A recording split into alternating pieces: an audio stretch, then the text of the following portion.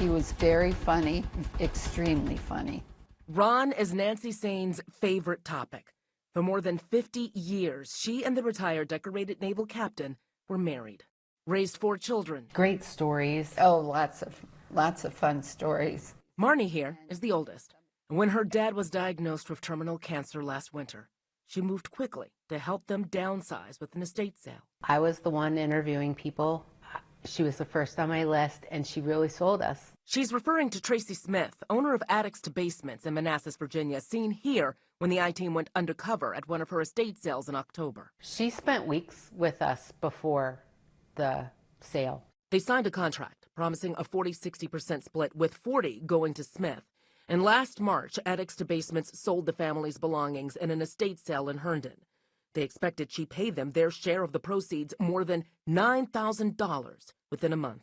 So when did you all realize that something had gone wrong with this estate sale? My dad just went into hospice, so we were supremely focused on him. And all of a sudden we were like, wait a minute. We should have been hearing from, Tracy about this. In May, Ron Sains passed away. Soon after, the Sains family reached out to Smith about their payment. She sent us a note and said, well, I sent you this package and I sent you a cashier's check. And I was like, why would you send a cashier's check? A month after the Sains' sale, the Koch family in Montgomery County, Maryland, was also ready to downsize. We did our due diligence, liked Tracy Smith, Attics to Basements. And they set up our house like a boutique. They were so confident in her skills, they recommended her to their lifelong friends, Richard and Beth Shear, who were in desperate need of help. She was the most charming woman. Beth is battling aggressive cancer and at the time was worried about leaving her husband to take care of a large home, possibly by himself. I felt that we would be better off in an apartment if something were to happen to me. Their sales took place in May and June. Like the Sains family, both couples waited for a check that never came. I wrote her 3 or 4 more emails, sent her text messages, and even left voice messages, and we've been completely ghosted. And we became aware that she's continuing to have sales almost every weekend. You are officially rolling? Wearing hidden cameras, the I-Team went undercover at one of Smith's estate sales in Virginia last month. Tracy Smith seen here exchanging pleasantries with our crew. It's going to be a great white elephant gift. Oh, good. That's a great idea. I'm not even thinking about Christmas. On the wall, we found a sign saying she was closing down her business. After months of these families not being able to contact Smith, Hi, Tracy. This is Tracy Wilkins with News 4. the I-Team did. We had a conversation with Tracy. Oh, wow. I apologize to the families for any headaches that I put them through. After some initial back and forth, Smith agreed to a recorded phone conversation. When would you say that you realized things were starting to turn for you? Probably about 8 months ago. Times have been hard with the business due to the economy. Why not tell the families that you're having this difficult time? Embarrassed. The I-Team wanted to know how many other families may not have been paid by Smith. The Virginia Attorney General's Office of Consumer Protection tells us it's investigating one complaint against her business, but didn't provide details. Same for Maryland's AG. The Montgomery County Office of Consumer Protection says it's also investigating complaints about Smith and her company. Investigator Bernie Vega could not provide details in the ongoing cases, but did offer this. Regardless of what happened or why, that is a situation that the business needs to deal with. That is something they need to sort out. The Koches and the Shears now hope to sort it out in court. They filed a civil lawsuit. She just took the money and ran, basically is how I feel. I feel violated. It's evil to treat somebody like that. I promise I will give them what they are owed. How do you plan to do that, and how long do you think it will take for you to do that?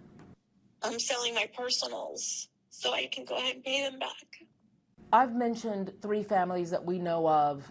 Are there more families than that you can think of who you owe money to? I don't want to answer that.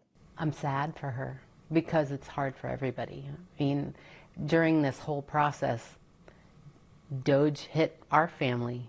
I've been without work for a lot of time. I've been waiting for that money that she promised us. Nancy Sains says while she's grieving her husband's death, she knows She may never see money from the possessions they once shared. It's been very difficult for me to do this, but I forgive her, and I desire justice for anybody else who has been treated badly. I've mentioned 3 families that we know of. Are there more families than that that you can think of who you owe money to? I don't want to answer that. So I'm not the only one. I didn't think I was. Kathy Smith says she wasn't surprised when she saw the News 4 I-Team's investigation into an estate sale company accused of not paying clients what they say they were owed after estate sales. I gave her every benefit, every opportunity to pay. Kathy is talking about Tracy Smith, no relation, owner of Attics to Basements, seen here when the I-Team went undercover at one of her estate sales this fall. Kathy says she hired Smith more than a year ago to help sell the things her late husband, David, had collected for decades. Under the terms of the contract, Attics to Basements would keep 40% of the sale proceeds, with lower amounts for special items such as silver coins. What she was able to get from those coins was $53,000.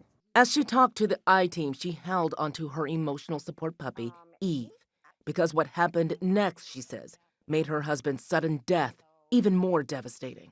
After selling more than $70,000 worth of her husband's belongings in September of 2024, Kathy says Smith missed her deadline for payment and then stopped answering her messages altogether. Losing the person that you love and then having her do that, you know, it's a double loss. Kathy is just the latest alleged victim the I-Team found while investigating Tracy Smith and Attics to Basements. We first told you about these 3 families who said Smith held estate sales on their behalf and then failed to pay them the proceeds, many of them downsizing, managing serious illness, or having lost a loved one. And there was radio silence. I feel violated. It's evil to treat somebody like that. After our first report aired, we learned of 4 other people, including Kathy, who say they're owed money by Tracy Smith too. Some who worked with her long before these families, and some as recently as last fall. I don't feel as bad for myself as I do for some of the other people. Susan Perez says Smith still owes her more than $5,000 after holding an estate sale at her late mother's house in September.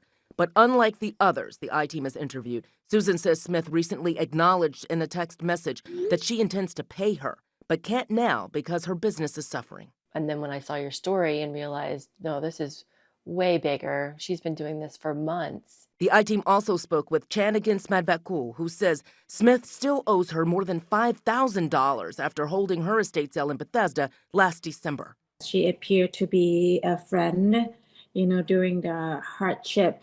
She spoke with us by Zoom from Thailand, where she moved after her divorce last year. How would you characterize what's happened? Oh, she's stolen from me. Like a big life event going on, and she took advantage of that.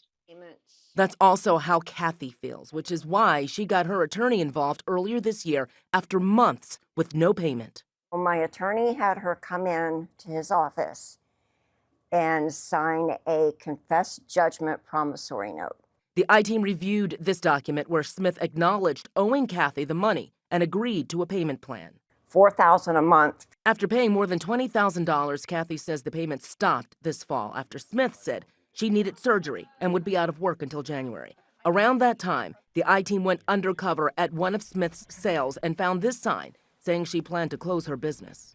Tracy Smith agreed to a phone interview with the I-Team in November and responded to allegations that she owed money to the 3 families that we knew about then. I apologize to the families for any headaches that I put them through.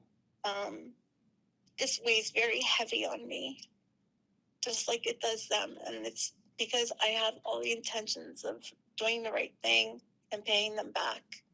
I just need more time. Smith told us her business started to fall on hard times about 8 months ago due to the economy. But remember, Kathy's sale was last year, months before then.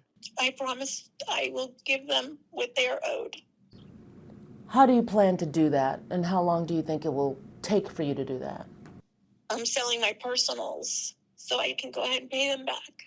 We followed up with Smith this week about the new families who contacted us, and she told us in a text message, "I will be paying these people what is owed to them. Like I mentioned to you before, due to my health issues and the economy is what set me back. I have every intention on making good on my word." 2 of the families we featured in our first report are now suing Tracy Smith in civil court. Kathy said she's now considering the same.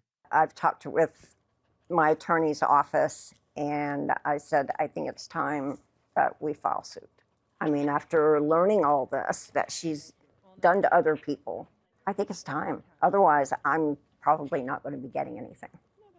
In our text exchange with Tracy Smith this week, she asked us to hold off on airing this story for 3 months, and then, if she hasn't paid, to air it then. But given the growing number of people who say she owes them money, we felt it was important to report their stories. And as I told Tracy, we hope we can one day report that each of them has been repaid. Tracy Wilkins, News 4 ITEAM.